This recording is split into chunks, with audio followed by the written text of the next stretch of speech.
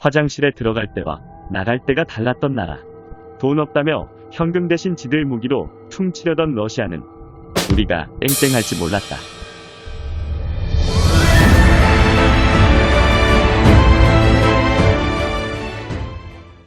안녕하세요. 사회지식연구소입니다. 동영상 시청하시기 전 구독과 좋아요를 눌러주시면 매우 감사하겠습니다. 1990년 3월 러시아의 옛국가 소련에 새로운 지도자가 취임을 하게 됩니다. 그의 이름은 미하일 고르바초프 대통령.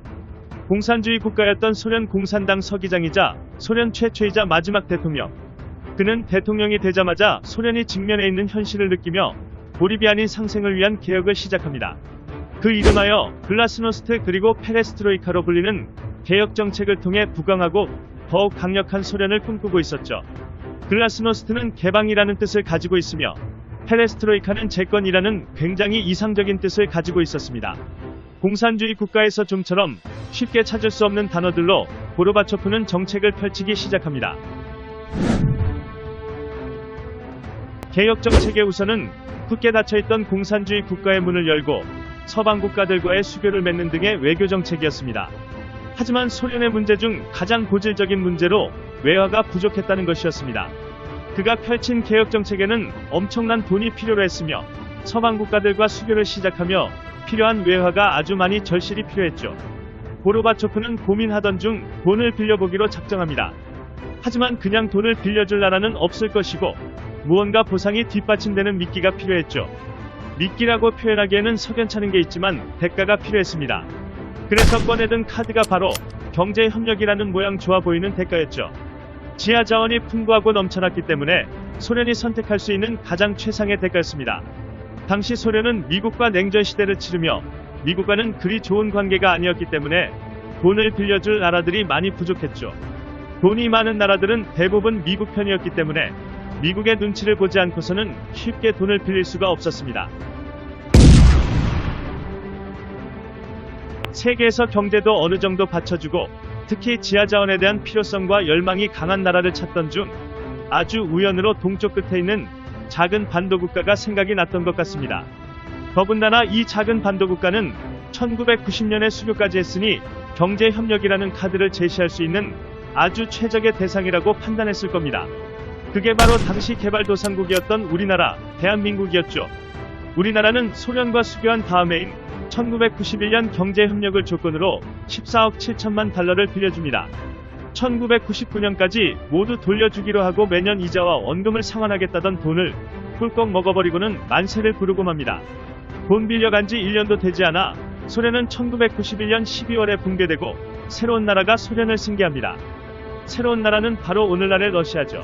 Дорогие соотечественники, сограждане, в силу сложившейся ситуации с образованием Содружества независимых государств я прекращаю свою деятельность на посту президента СССР. 우리 정부는 기다리다 받지 못한 돈을 러시아 정부에 상환하라고 하자 러시아도 새로 생겨서 돈이 없다는 이유로 나몰라라 합니다. 그간 갚지 않은 원금과 이자들이 쌓여 약 15억 달러였던 돈이 30억 달러까지 불어난 상태였죠. 하지만 러시아도 소련을 승계했기 때문에 나몰라라 할 수는 없는 상황이 되어버린 겁니다. 돈을 갚으라는 우리나라 정부의 독촉에 러시아가 꺼내든 것은 러시아의 무기들을 가져가라는 것이었죠. 무기값만큼 원금도 차감시켜달라는 조건으로 말입니다. 그렇게 해서 시작된 불곰 사업은 1995년 우리나라 김영삼 대통령과 러시아 대통령 옐친과의 정상회담을 진행하면서 성사됩니다. 이때 러시아로부터 받은 군사무기로는 T-82 전차, BMP-3 장갑차, 대전차 유도탄, 이글라 휴대용 지대공 미사일 이렇게 4개의 군사장비였죠.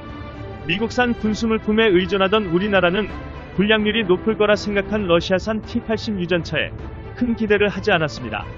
하지만 막상 기술자들이 T-80U를 해체하는 과정에서 공격력, 방어력, 기동성, 설계 개념 등이 매우 뛰어나다는 사실을 알게 되었고 이는 곧 우리나라의 XK-차기 전차 개발에 영향을 주기에 이릅니다.